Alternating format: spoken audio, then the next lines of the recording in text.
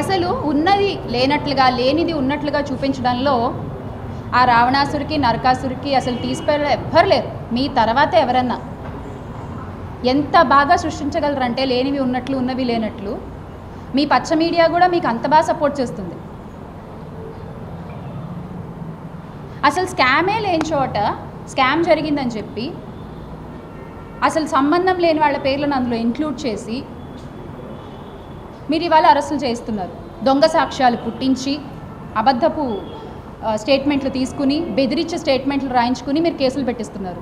ఇది ఎంతవరకు సమంజసం? అసలు ఇది నేననే మాట కాదు, సుప్రీంకోర్టు కూడా మీకు వార్న్ చేసింది కదా, రాజకీయ పూర్తి కక్షలు రాజకీయ ప్రేరేపిత అరెస్టులు చేయడం కరెక్ట్ కాదు అని చెప్పి సుప్రీంకోర్టు కూడా వార్న్ చేసింది కదా. అది కూడా మీకు గుర్తులేకపోతే ఎలా అండి?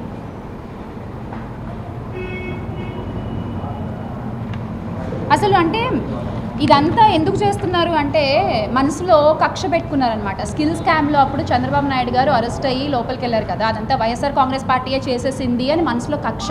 అది చేసింది వైఎస్ఆర్ కాంగ్రెస్ పార్టీ కాదండి, సెంట్రల్ నుంచి విత్ ప్రూఫ్స్ ఆ రోజున చంద్రబాబు నాయుడు గారు స్కిల్ స్కామ్లో అరెస్ట్ అయ్యి లోపలికి వెళ్ళారు అంటే విత్ ప్రూఫ్స్ సెంట్రల్ నుంచి ఆయన్ని అరెస్ట్ చేసి ప్రూఫ్ చేసి జైల్లో వేశారు. అది వైఎస్ఆర్ కాంగ్రెస్ పార్టీ చేసింది కాదు.